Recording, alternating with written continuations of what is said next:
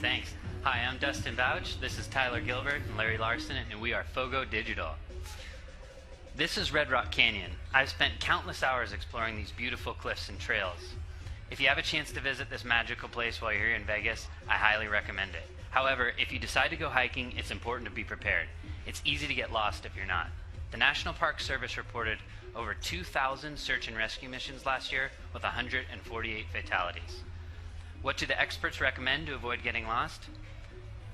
A flashlight, a two-way radio, and a GPS receiver. It seems simple, but the problem is most hikers don't bring these devices with them. They occupy precious space in their pack, and they're a pain to individually charge. A lot of hikers think their smartphone will do the trick, but smartphones aren't waterproof or durable, work effectively off the grid, and the batteries are always dying on us. The solution is the Fogo. We are excited to announce that we've created a device that combines a flashlight, a walkie-talkie, and a GPS receiver in one. The Fogo is a smart flashlight. The Fogo is a smart flashlight that allows you to do a lot of great things. Now, having all these devices in one not only solves the space, weight, and inconvenience problems, but the Fogo uses these technologies together to do things you couldn't do before. So we're going to show you a couple of examples of just a few of the applications that we've created so far. Now, the hiker that just thought they were out for a short day hike can easily find themselves out after the sun goes down. When navigating at night, you want a powerful beam of light to illuminate your surroundings. Fortunately, we got another one. But when you aim the beam at the ground in front of you to avoid from tripping, you want a dimmer beam that doesn't blind you. The Fogo sensors intelligently adjust this brightness. This video shows what that looks like on a screen on a dark trail. You can see when the hiker points the flashlight up, it's a dark, powerful beam. When he points it down at the ground, the Fogo automatically dims the light to reduce the reflections. Now, the Fogo can also use the GPS and the flashlight together to help guide the hiker from waypoint to waypoint by blinking the light to indicate when he's off track. So this video here shows that application on a dark trail as well. So you can see as the hiker's headed straight to his next waypoint, the flashlight outputs a steady beam of light, but as he gets off track, it starts to blink and sends him right back on track. Now this right here is that digital compass on the Fogo screen. And so now we're going to get into the Fogo operating system. We're able to switch apps, and we'll look at just kind of see how the operating system works. Here's some apps. Don't have time for that right now, so we'll look at the tracking app. This is for activity tracking and logging internally. And this is using the digital radio to see what's going on with your friends around you. And you can send them a quick text message, say hi, see what's going on. So I mentioned the digital radio. With the digital radio and the GPS, Fogo can also keep you aware of what's going on around you, which enhances the safety. So if you're out on the trail with some hikers and bikers, and somebody's getting too far ahead or falling too far behind, with the digital radio and the GPS, you can be aware of that. And with the motion sensors in the Fogo, we can actually detect if somebody crashes, and that can automatically send out a radio beacon. So the digital radio is a smart cap. It's a separate module that screws onto the back. It uses our smart cap interface, and we're really excited about the many possibilities and applications we can use to adapt the Fogo, use the smart cap to adapt the Fogo. For example, the Fogo could also serve as a scuba diving light if we have a scuba dive smart cap that integrates with scuba systems, or if we have an avalanche beacon, that can be great for snowmobilers and backcountry skiers. You can also have a lot of fun with the Fogo. It's not just to stay safe. With the Bluetooth, we can integrate with bike sensors, heart rate monitors, power meters. And now we'll focus on a video here when we're actually out on the trail. We have an adapter for the Fogo so we can mount on the handlebars. And as we're riding during the daytime, it's essentially a tracking computer. It's logging your data, tracking your ride. And then at nighttime, it can also double as a bike light, and it's got the crash detection as well. So you finish your ride, and then you can also use the Bluetooth to pair up with your smartphone, and then you upload that ride to Strava or Map My Ride or your favorite activity tracking site. And the SmartCap interface is a USB form factor. You can see that here. But that also allows us to go out and charge other USB devices, such as your smartphone and your GoPro. So if you're out for a day filming with GoPro, that battery, it can use a boost. And the final thing I want to talk about, and what we're most excited about, is the apps. So like your smartphone runs apps, we run apps right on the Fogo. And we will be releasing a Fogo SDK with launch, so that essentially anybody can create apps. And we're excited about possibilities for companies that want to engage with their users when they're beyond cell phone coverage. So if we take Strava, many times the iPhone's either in your backpack or back in the car because they don't have coverage. But then they can tailor the bike computer experience directly to their users. We will be launching a crowdfunding campaign in just a few weeks. We're bootstrapped, so that's the method we're going with.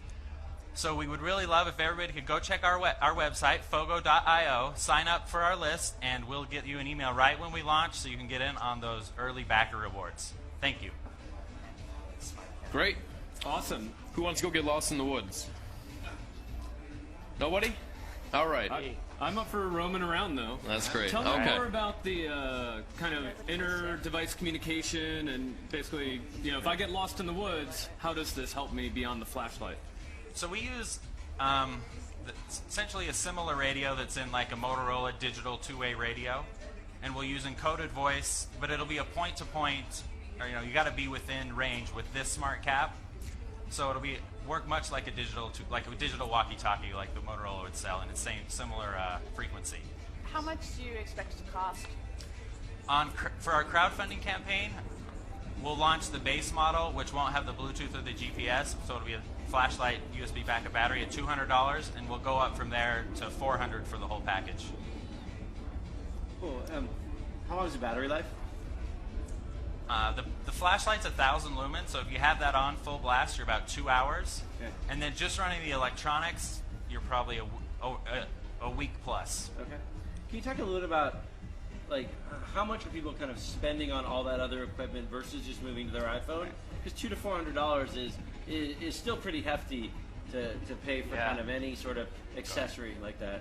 Yeah, well, if you look at what people spend on normal outdoor gadgets, it's actually right in line with that, or a little bit cheaper. Yeah. A typical mountain bike rider runs a GPS unit on their handlebars, which is anywhere $200 to $400 or $500, and then they'll run a mountain bike light, a high-power mountain bike light that's $400 or $500. So this combines those two devices and kind of puts you in line.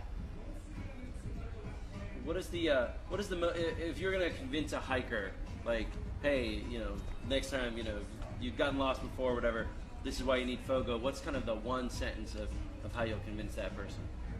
So for the backpackers, they're already carrying this. They're pretty safe, like the savvy ones. So this just makes it more convenient for them. Got it. It is an education push to say, now these day hikers that I don't need a flashlight, I'm not going to carry this, I'm going to be gone 2 hours. It is an education push to convince them, but now this is more convenient, it's easier, you don't have to find multiple devices, so it's just an easier step to safety for them. Well, and it's a tracker, and it's a map, and it's other things. Thank you. What other smart caps do you envision?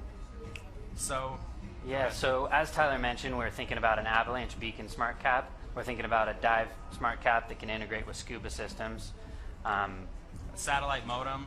This is a standalone product, but a satellite modem that sends and receives text messages in space. But that's a common thing for people that are really out there and go out by themselves or just in very small groups. Possibly a rangefinder too for shooting applications and stuff like that. Do you have any kind of features or plans for automatic alerts? Guy gets lost in canyon, dude who had the boulder fall on his arm, that kind of thing. Anyway, that says as the battery on this starts to die. So, there's several ways to approach that. One is kind of like a positive feedback system. If somebody is tracking their motion and they stop, we can say, okay, hey, you stopped. What's going on? Or you're okay, and they stop tracking. And if after 10 seconds they're still stopped there, then okay, this is a signal something's wrong. We need to send out a message. And in that case, a false positive is better than not sending something when you're a boulder's on your arm. We have the intention, since we have Bluetooth, we can connect to a smartphone, and we have the intention to be able to send out text messages through the smartphone, or obviously through the satellite modem as well. So not only can that alert message be sent by two-way radio, but we could send through text message or satellite modem. How much time do you guys spend playing Tetris on the little Fogo? Yeah, I've a fair amount of my whole life, my adult life less so, but I got a lot of hours logged. I got a question. How long has this been in development? So the software we've been developing for about 5 years. It was like a general purpose embedded systems operating system that's app based on inexpensive hardware. This concept we've been working on for a year. Great. And how many of these units have you made? 5. What's your BOM? For the low end, entry level, it's about $50 up to $100 for the higher end. How many customers have taken this out in the field? To go back to the One, we're really launching now and really just getting out to the public now. So that'll be something we do more going forward. But I mean, that was Dustin's handiwork on the mountain bike. Yeah, took it out on the trail. It did really well. Didn't break. Light worked fantastically. We had to keep but we've some got a blockers lot more away. testing to do for sure. Very cool. Cool. Great. Well, thank you very much. Thank and you. that was Fogo. Thank you.